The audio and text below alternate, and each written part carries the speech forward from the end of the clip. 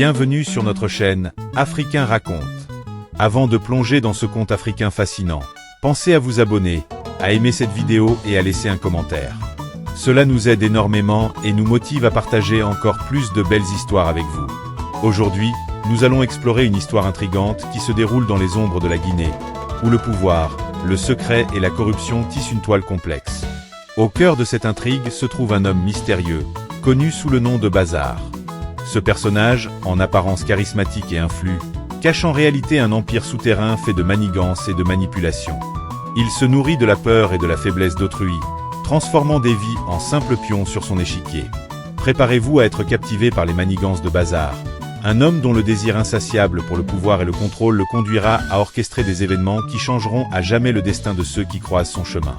Mais au milieu de cette noirceur, une lumière d'espoir émerge sous la forme d'une courageuse journaliste, Jeanne, qui se bat pour dévoiler la vérité cachée derrière ce parrain du crime. Restez avec nous alors que nous plongeons dans ce récit palpitant, où chaque rebondissement vous tiendra en haleine et où les enjeux sont aussi élevés que les âmes en jeu. Accrochez-vous, car cette histoire nous rappelle que les ombres peuvent parfois cacher les vérités les plus terrifiantes, mais aussi les plus libératrices. Allons-y. Dans l'obscurité d'une ville qui lutte pour se maintenir à flot, Bazar était devenu un nom qui résonnait dans les murmures des ruelles étroites. Cet homme, dont l'apparence dégageait une confiance tranquille, était bien plus qu'un simple homme d'affaires. Il était un architecte du chaos, un maître en manipulation, dont l'empire s'étendait bien au-delà des limites de la légalité. Les origines de Bazar étaient enveloppées de mystères. Certains disaient qu'il avait grandi dans la pauvreté, mais que sa détermination et son intelligence lui avaient permis de gravir les échelons du pouvoir.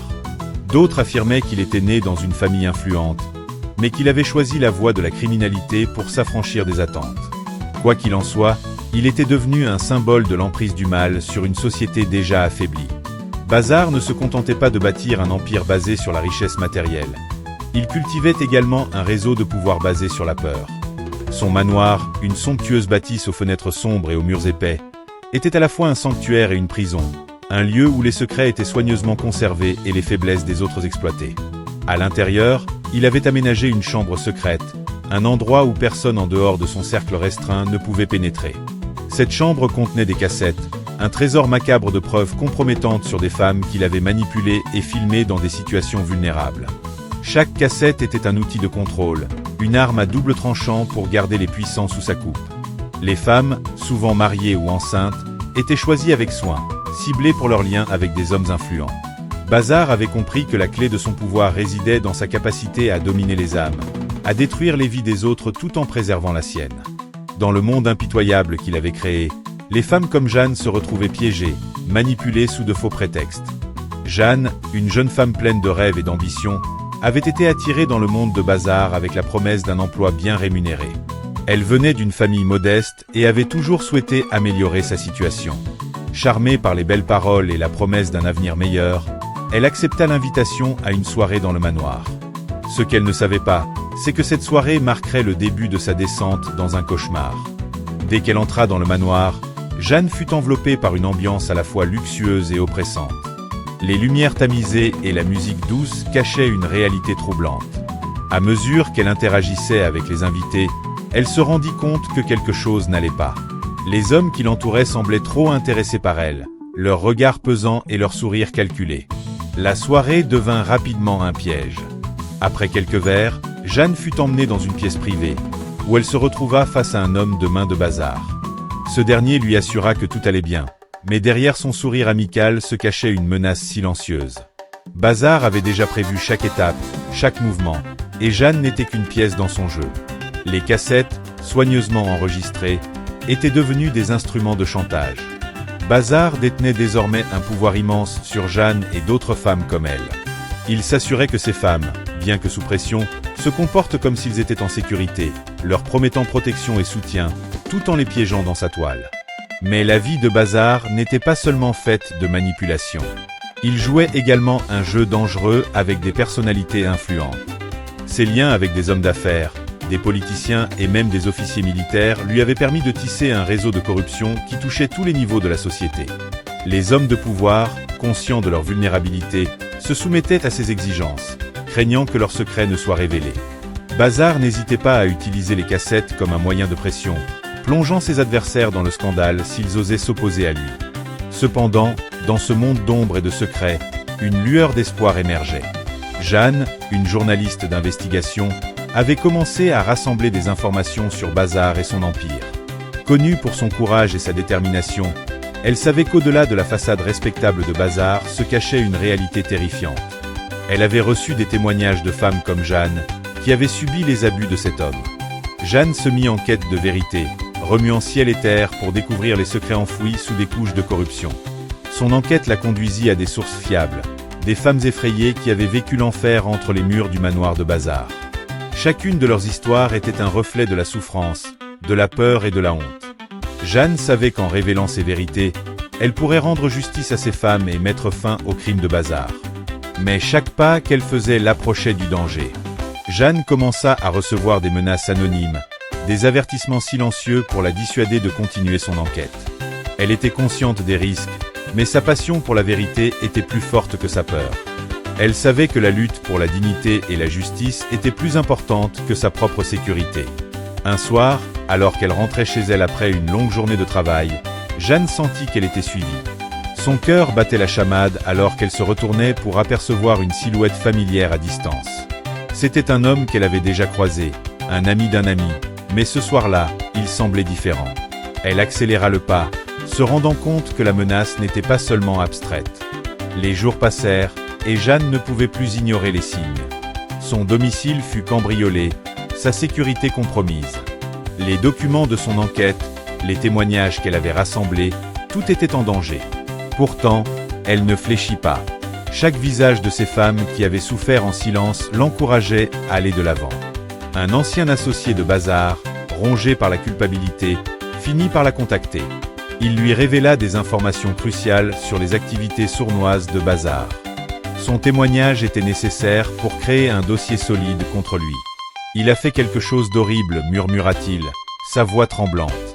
Une femme, Mélina, a reçu une copie de sa cassette comme un avertissement. Elle sait.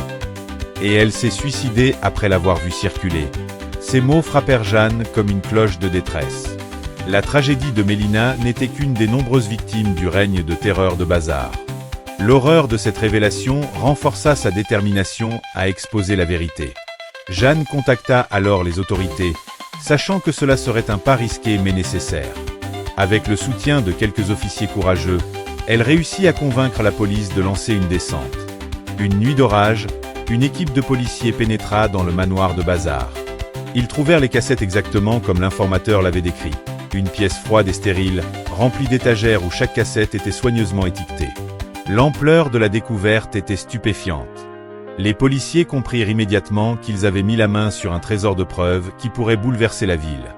Les cassettes révélèrent un réseau de corruption touchant tous les niveaux de la société, exposant les hommes de pouvoir à la honte publique et à des répercussions juridiques. Dans les jours qui suivirent, les cassettes furent rendues publiques, provoquant un choc à l'échelle nationale.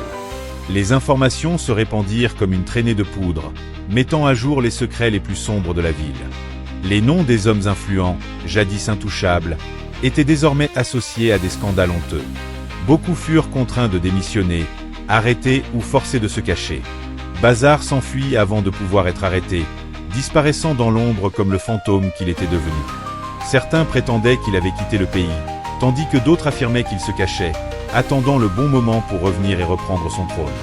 La ville, autrefois vibrante, était désormais marquée par la mélancolie, les cicatrices laissées par l'empire de Bazar demeurant comme un poison lent qui s'infiltrait dans les âmes des habitants.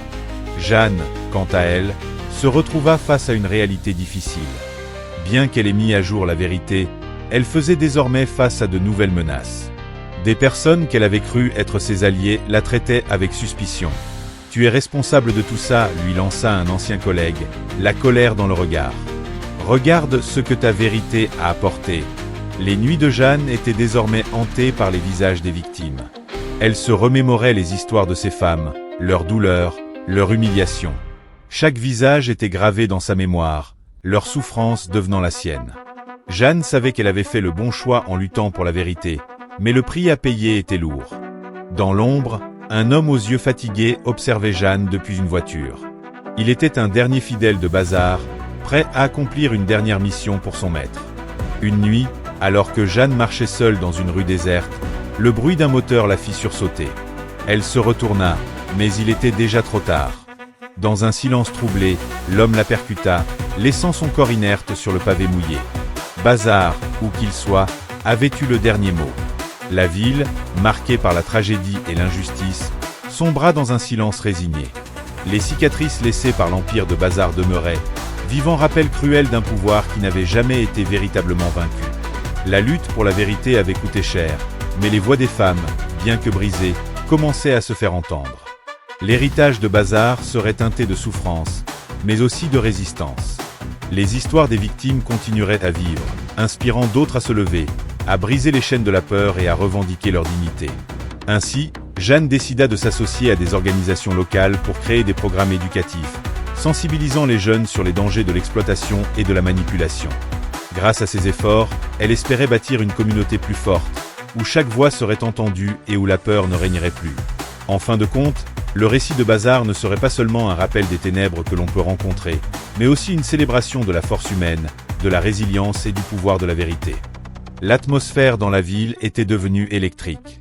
Après la diffusion des cassettes compromettantes, la tension était palpable. Les rumeurs circulaient, et les hommes de pouvoir, autrefois intouchables, se retrouvaient acculés. Les journaux se faisaient l'écho des scandales, chaque page révélant un nouveau secret, une nouvelle honte. La peur s'était installée dans les bureaux luxueux, les salons des politiciens et les maisons des hommes d'affaires. Tous savaient que Bazar avait échappé à la capture, mais chacun craignait de croiser son chemin, redoutant les conséquences de ses actions. Pendant ce temps, Jeanne s'était plongée dans son travail avec une ferveur renouvelée.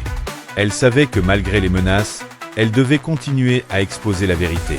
Elle commença à recevoir des appels de femmes qui avaient été victimes de Bazar.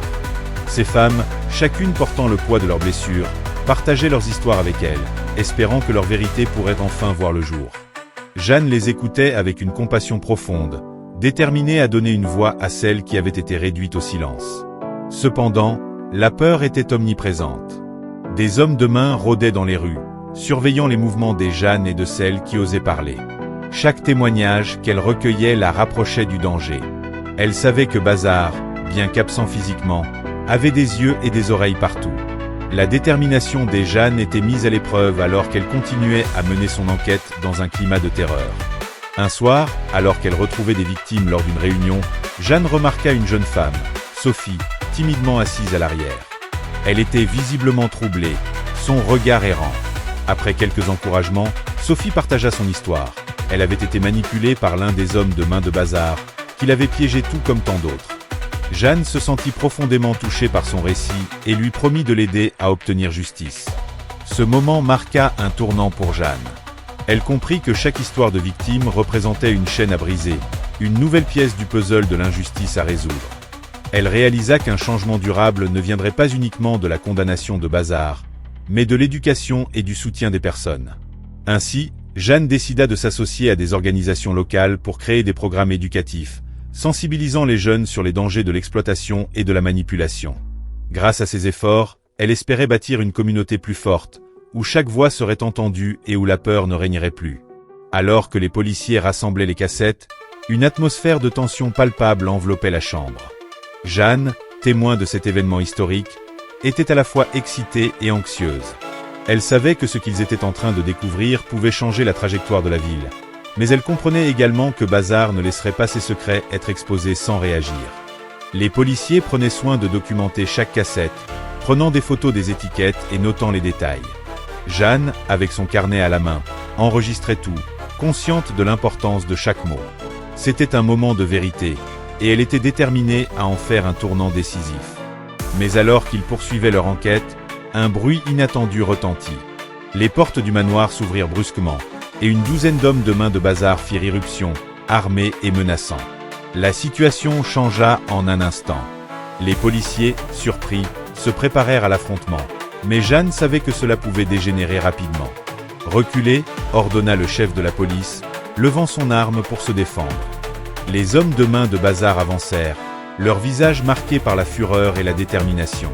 Ils savaient que leurs actions étaient désormais exposées, et ils étaient prêts à tout pour protéger leur maître. Jeanne, réalisant que la confrontation était inévitable, prit une décision audacieuse. Nous ne sommes pas ici pour vous, cria-t-elle, cherchant à attirer l'attention sur elle. Nous avons des preuves. Vous ne pouvez pas empêcher la vérité de sortir.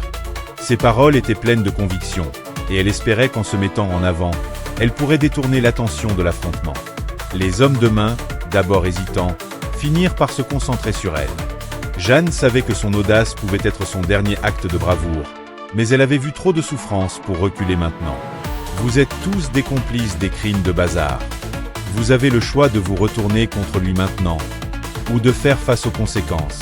Les policiers profitaient de l'occasion pour se regrouper, prenant position autour de Jeanne. Ils savaient qu'ils devaient gagner du temps. Pendant ce temps, les hommes de main de Bazar échangeaient des regards et chuchotaient entre eux. La tension était à son comble, chaque instant semblant s'étendre à l'infini. Alors qu'un des hommes de main s'apprêtait à faire un mouvement vers Jeanne, un bruit de sirène retentit à l'extérieur. Les renforts de la police étaient enfin arrivés. Cela provoqua un moment de confusion parmi les hommes de Bazar, qui comprirent qu'ils étaient piégés. Profitant de cet instant, Jeanne se tourna vers le chef de la police. « C'est maintenant ou jamais. Nous devons les arrêter avant qu'ils ne s'échappent. » Les policiers agissant rapidement, ils se précipitèrent sur les hommes de main, les confrontant avec une force renouvelée. La lutte qui s'ensuivit fut intense et chaotique. Jeanne, se tenant à l'écart mais toujours déterminée, observa avec une intensité croissante. Chaque mouvement, chaque arrestation, était un pas vers la justice. Finalement, les policiers réussirent à maîtriser les hommes de main, les menottant et les mettant à terre. Le chef de la police se tourna vers Jeanne, un sourire de soulagement sur le visage. « Nous avons ce qu'il nous faut, dit-il, désignant les cassettes. Nous allons faire tomber Bazar. » Le manoir, autrefois symbole de pouvoir et de soumission, était désormais le théâtre de la chute de Bazar. Les preuves accumulées permettraient de monter un dossier solide contre lui. La nouvelle de l'arrestation des hommes de main se répandit rapidement dans la ville, apportant un souffle d'espoir à ceux qui avaient été touchés par les actions du parrain du crime. Alors que les policiers sortaient du manoir, Jeanne se sentit submergée par un mélange d'émotions. Elle avait consacré des mois à cette enquête, risquant sa vie pour exposer la vérité. Mais alors qu'elle regardait autour d'elle, elle savait que le combat n'était pas encore terminé. Bazar était toujours en fuite, quelque part, dans l'ombre. Les jours suivants furent marqués par une cascade d'événements. Les cassettes furent examinées et les preuves furent présentées devant le tribunal. Jeanne était souvent appelée à témoigner, partageant son expérience et les histoires des femmes qui avaient souffert en silence. Chaque témoignage ajoutait une couche de profondeur à l'affaire, rendant le portrait de Bazar de plus en plus sombre. Les médias s'emparèrent rapidement de l'affaire, et le procès de Bazar devint un événement majeur. Les journalistes affluaient, s'efforçant de couvrir chaque détail, chaque rebondissement. La ville, autrefois paralysée par la peur, se leva maintenant pour exiger justice. Les voix des victimes résonnaient à travers les salles d'audience, et Jeanne était le porte-parole de celles qui avaient été réduites au silence. Bazar, lorsqu'il fut enfin arrêté, se présenta avec une arrogance déconcertante. Il croyait toujours avoir le contrôle, pensant qu'il pourrait manipuler la situation à son avantage. Mais l'intelligence et la détermination de Jeanne, accompagnées des preuves accablantes, avaient déjà dessiné le tableau de sa chute. Le procès révéla l'étendue de la corruption et des abus de pouvoir. Les cassettes, autrefois des instruments de chantage, étaient désormais des témoignages de l'horreur. Les femmes qui avaient été victimes de Bazar se levèrent, courageusement, partageant leurs histoires avec un public qui commençait à comprendre la profondeur de la souffrance qu'il avait infligée. Jeanne, au fur et à mesure que le procès avançait, devint une figure emblématique de la lutte contre l'injustice. Elle n'était plus seulement une journaliste, elle était devenue la voix de la vérité, celle qui avait osé défier un empire de terreur. À travers ses articles, ses interviews et ses témoignages, elle offrait une plateforme à ces femmes, leur permettant de revendiquer leur dignité. Finalement, le verdict tomba. Bazar fut reconnu coupable de multiples chefs d'accusation, y compris la corruption, le chantage et l'abus. La salle d'audience éclata en applaudissements, des larmes de joie coulant sur les visages des femmes présentes. C'était une victoire non seulement pour elle, mais aussi pour tous ceux qui avaient souffert sous le règne de l'oppression. Bien que Bazar ait été condamné, l'impact de ses actions continuait de se faire sentir. La ville, bien que marquée par la tragédie, commençait à guérir. Les cicatrices laissées par son empire étaient profondes, mais les voix des victimes, désormais entendues, étaient la première étape vers la rédemption. Jeanne, bien que consciente des défis à venir, ressentait un profond sentiment de satisfaction. Elle avait combattu pour la vérité et avait réussi à faire tomber un tyran. L'histoire de Bazar serait désormais un avertissement, un rappel que le pouvoir ne doit jamais être abusé, et que chaque voix compte dans la lutte pour la justice. En regardant vers l'avenir, elle savait qu'il restait encore beaucoup à faire. La route vers la guérison serait longue, mais elle était prête à la parcourir, aux côtés de toutes celles qui avaient souffert en silence, mais qui, maintenant, s'élevaient en toute force. C'était une nouvelle ère pour la ville, un nouveau chapitre où la lumière pouvait enfin percer à travers les ombres laissées par Bazar. Et ainsi, l'histoire ne s'arrête pas là. C'est un récit de résilience, de courage et de détermination, prouvant que même face aux ténèbres les plus profondes, la vérité finit toujours par émerger. Après le procès, la ville commença progressivement à se reconstruire, mais les cicatrices laissées par Bazar et son empire de terreur demeuraient visibles. Les murs des maisons, les ruelles autrefois animées, portaient les marques de la douleur et de la souffrance des nombreuses victimes du parrain du crime. Toutefois, une lueur d'espoir illuminait désormais ces ombres. Jeanne, devenue une figure emblématique de la lutte pour la justice, continua de se battre pour les droits des femmes et des victimes d'abus. Elle lança une campagne pour soutenir les survivantes, leur offrant une plateforme pour partager leurs histoires et trouver du réconfort. Les anciens traumas, bien que toujours présents, étaient maintenant accompagnés d'une communauté de soutien, de solidarité. Ces femmes, ayant souffert en silence, trouvaient le courage de parler et de revendiquer leur dignité. Les médias, captivés par l'histoire des Jeanne et de sa quête de vérité, consacrèrent des reportages et des documentaires sur la lutte contre la corruption et les abus de pouvoir. Les voix des victimes, autrefois étouffées, résonnaient à travers les écrans et dans le cœur des gens. Ce qui avait commencé comme une sombre histoire de manipulation et de chantage s'était transformé en un mouvement, une renaissance pour cette communauté. Malgré tout, Bazar restait un fantôme omniprésent. Bien qu'il soit derrière les barreaux, ses complices, qui avaient profité de son empire, demeuraient en liberté. Jeanne comprit rapidement qu'il serait crucial de poursuivre le combat pour désamorcer les réseaux de corruption qui avaient permis à Bazar de régner en maître. Elle sut qu'elle ne pouvait pas relâcher sa vigilance, et elle s'engagea à poursuivre son enquête sur ses complices. Un jour, alors qu'elle retrouvait des victimes lors d'une réunion, Jeanne remarqua une jeune femme, Sophie, timidement assise à l'arrière. Elle était visiblement troublée, son regard errant. Après quelques encouragements, Sophie partagea son histoire. Elle avait été manipulée par l'un des hommes de main de Bazar, qui l'avait piégée tout comme tant d'autres. Jeanne se sentit profondément touchée par son récit et lui promit de l'aider à obtenir justice. Ce moment marqua un tournant pour Jeanne. Elle comprit que chaque histoire de victime représentait une chaîne à briser, une nouvelle pièce du puzzle de l'injustice à résoudre. Elle réalisa qu'un changement durable ne viendrait pas uniquement de la condamnation de Bazar, mais de l'éducation et du soutien des personnes.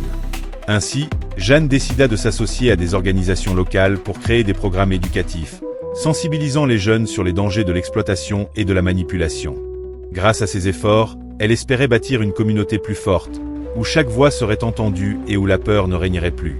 En fin de compte, le récit de Bazar ne serait pas seulement un rappel des ténèbres que l'on peut rencontrer, mais aussi une célébration de la force humaine, de la résilience et du pouvoir de la vérité.